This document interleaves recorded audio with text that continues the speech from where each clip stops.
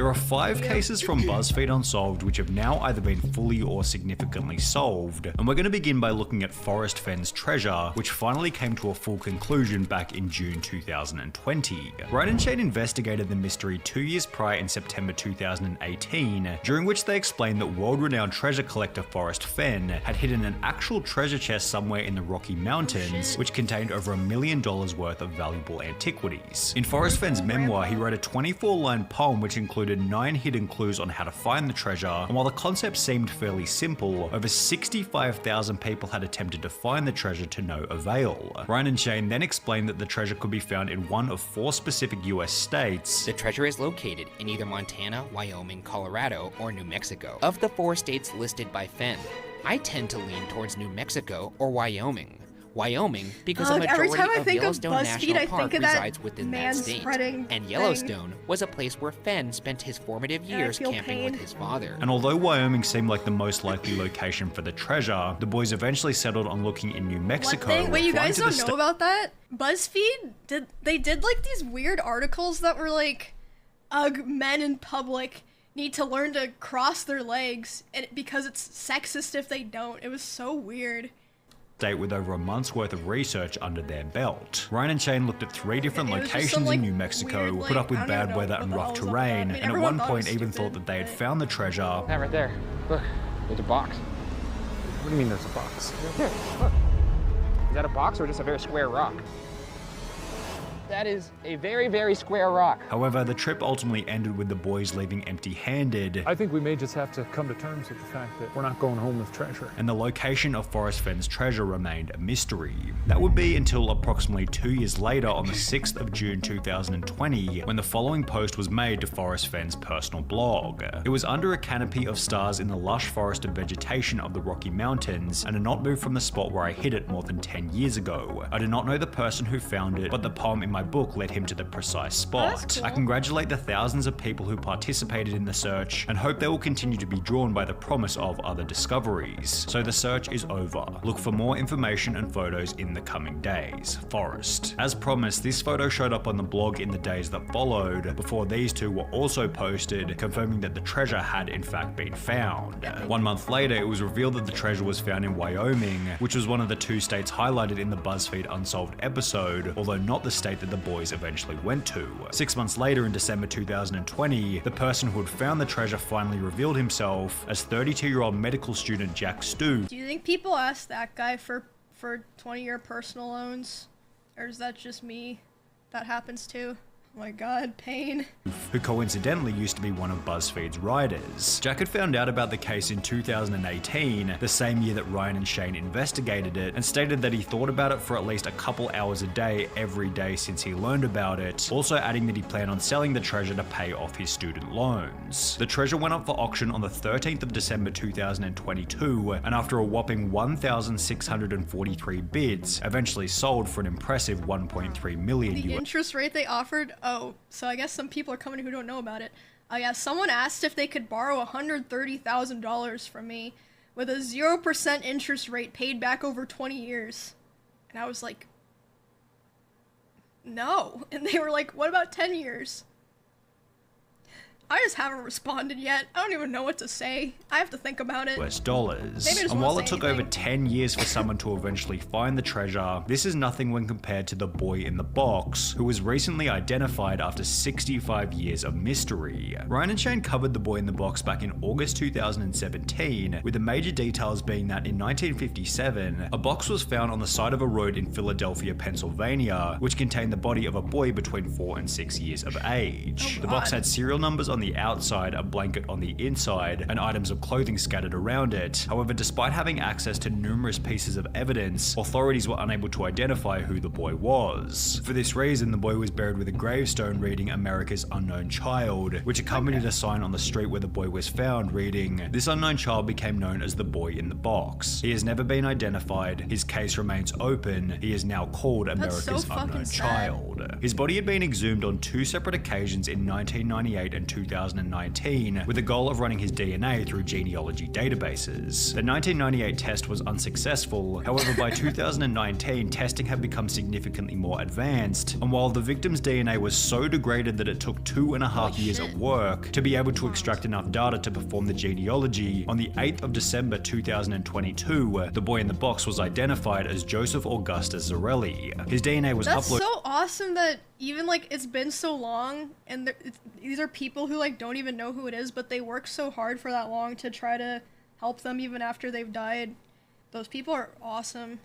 2 genetic databases, which led detectives to relatives on his mother's side. After pouring through birth records, they were also able to identify his father. They also learned that Zarelli's mother had 3 other children. Police refused to speculate on who killed Zarelli, though they noted we have our suspicions, meaning that while this identification is extremely fresh at the time of making this video, it's possible that the case could be fully solved sometime in the near future. However, if we're on the topic of fresh identifications, then we have to talk about the Lady of the Dunes, who after 48 years of mystery was finally identified on the 31st of October 2022, just 38 days before the boy in the box. When Ryan and Shane looked into the Lady of the Dunes back in March 2020, they explained that she was found deceased on a beach in Provincetown, Massachusetts, yet because she'd been lying there for such a long period of time, the Lady of the Dunes had become unidentifiable. Despite using bloodhounds, studying missing persons bulletins, scouring the registers of local lodgings, and looking into anyone who had a permit to bring their vehicle into the area,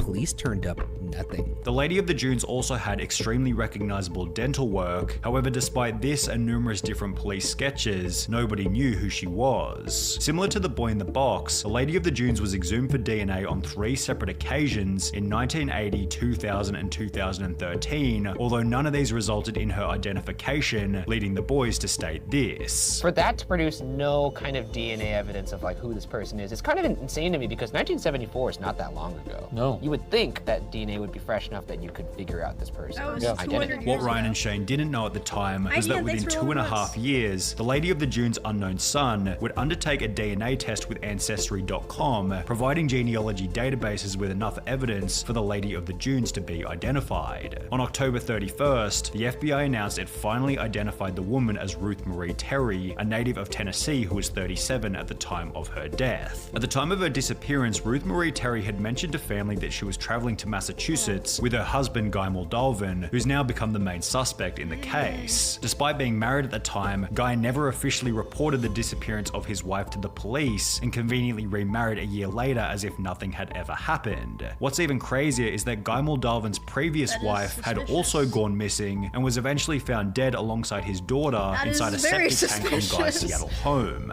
He served only 2 years in prison before being released, which was followed by him marrying Ruth Marie Terry, who was then found in the dunes only 5 months later. Guy Moldovan died in 2002. However, if he is eventually found to be guilty, Ryan and Shane were correct in suggesting this. It would seem that this was done by somebody who wasn't, I guess, like an amateur. As well as this. The unidentified victim would have known her murderer. Yet we're incorrect in suggesting that the crime had been done by an Italian mob boss or schizophrenic prison inmate Haddon Clark. However, in the case of Amelia Earhart, one of the theories put forward by the boys eventually turned out to be true. Ryan and Shane explained that Amelia Earhart was trying to become the first woman to fly around the world. However, on the stretch between Papua New Guinea and the Howland Islands in the South Pacific, Amelia Earhart, her navigator Frank Noonan, as well as their plane vanished and were never found again. The main theory put forward in the Unsolved episode was that Earhart's plane had run out of fuel and either crashed into the ocean or had successfully made a crash landing on the South Pacific island of Nkumaroro. Evidence for the successful crash landing was that 2 years after Earhart's disappearance, a British colonial officer by the name of Gerald Gallagher found a campfire, sextant, and a partial human skeleton on the previously uninhabited island.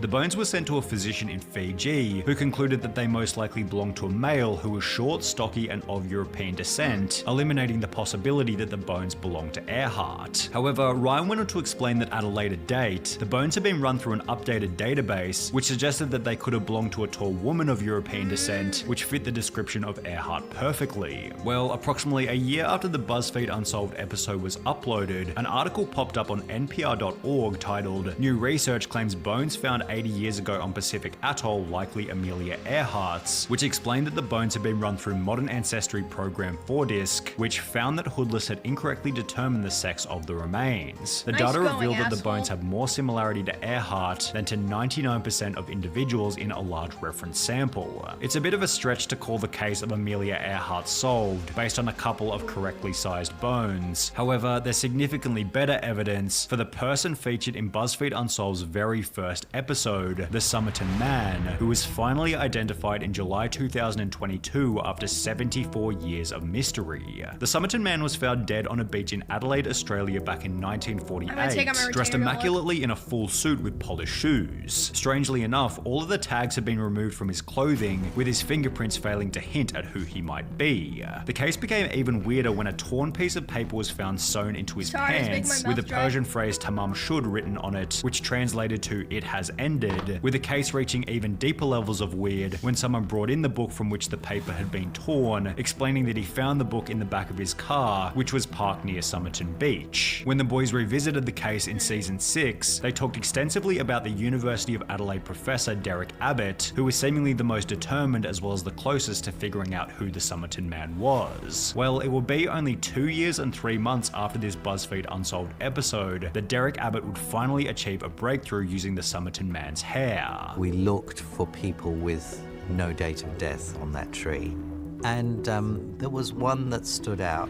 By using the DNA of a distant cousin living in Melbourne, Derek Abbott was finally able to confirm that the Somerton Man went by the name of Charles Webb. It was at this point that we knew that Charles Webb was the Somerton Man, and we'd finally cracked it. It's not the Somerton Man story now. This is the Charles Webb story. The theories put forward in the Buzzfeed Unsolved episodes, such as the Somerton Man was a Russian spy or a ballet dancer, were disproven after Derek Abbott revealed that Charles Webb simply grew up working in a bakery while playing football on the weekends. However, the other tragic detail revealed in the episode of Australian Story was that prior to being found on the beach, the Somerton Man was living an incredibly lonely life. He didn't have any friends. Not at all a happy person. Turns out that Charles loved to write poetry, and his favourite subject that he would write about was death. This story turns out that it's not some wild spy drama. It's really a sad, tragic, domestic situation.